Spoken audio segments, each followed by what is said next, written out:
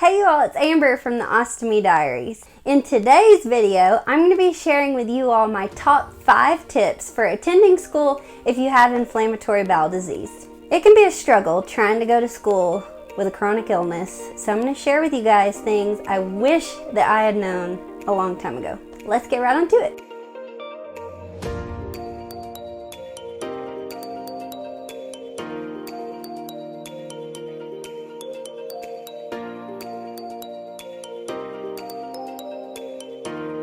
So I was diagnosed with IBS when I was around 9 years old, and then when I was in high school, I think I just turned 17, I was diagnosed with Crohn's disease, and now I'm actually a high school teacher. So I've spent a lot of time in the education field as a student and now as a teacher with a chronic illness. Like I said, I have Crohn's disease, and so there's things that I want to share with you guys, 5 tips about how to be more successful and how to advocate for yourselves and things that I wish that I had known. So my first tip, there's 2 parts to it. The first part, if you are in college, whether it be undergrad or graduate school, contact your institution's disability services office. Even if you think, well, Amber, I don't need accommodations, you know, my disease has been in remission for a while, I'm doing okay, or you know, you may think my disease is mild, I don't really need help with anything, still contact your college or university's disability services office. This is going to be something that will help protect you. Let me tell you what I'm talking about. So my freshman year in undergrad, my disease had been okay for a while, but then I started experiencing a flare and some health issues. I was hospitalized for several weeks, missed several weeks of class, missed some exams. I had to actually medically withdraw from the university.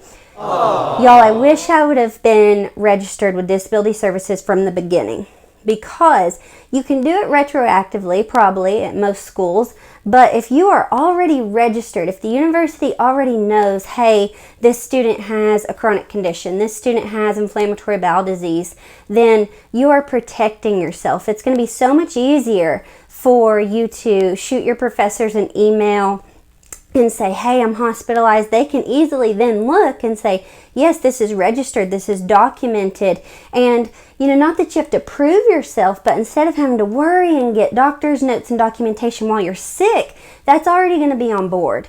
This is also going to help if you receive any kind of financial aid. I know for me personally, this made it so much easier in communicating with my university's financial aid office, because there's certain requirements for hours that you have to be enrolled in for financial aid, whether it's federal or scholarships. You know, that just depends on your personal situation. But being registered with disability services is going to show them, okay, this is legit. This person needs our help. We need to make sure that their financial aid is secure. And so I was actually able to keep my financial aid. I didn't lose any of my aid that semester, even though I had to withdraw. This is also important because you may not need accommodations now, but if you ever do need them, then they're there for you. It's your right to have those, whether it be extended test time, a note taker, whatever the case may be, you're going to be covered. You're going to be covered before the fact, you're going to be ready to go, you're going to be prepared. So now the second part of this, K through 12 students, there are so many teams in place that want to help you. Whether you need an individualized education plan, if you need a 504 plan, you may need unlimited bathroom breaks, you might need extended test times. Like I said, it's your right, and you deserve to be successful, and you deserve to have the help that you need, and you don't need to be embarrassed by that or ashamed by that. There are people who want to help you, and again, even if you don't need accommodations or you don't need any individualized plan, go ahead and still contact your school nurse, contact a guidance counselor, let someone know and provide documentation of your disease just in case you need it in the future, because you never know what the future holds. Your disease could be in remission for years and then you all of a sudden need an accommodation. So it's better to have those in place on the front end. There may be help out there that you had no idea you even qualified for. I feel like a lot of people with inflammatory bowel disease kind of hide, when I was in high school, I didn't even want to tell my friends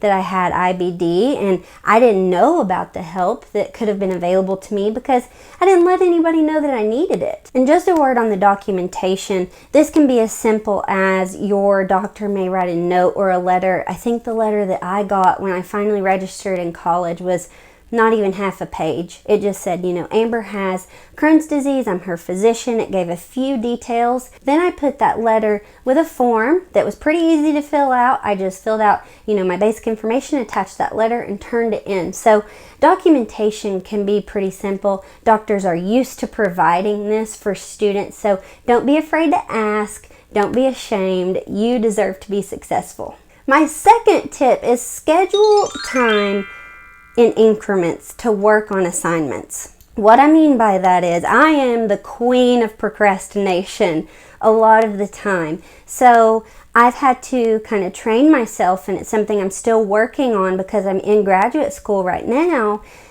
Schedule time to work on your assignment in increments, especially while you're feeling good, because as you know, IBD can be unpredictable.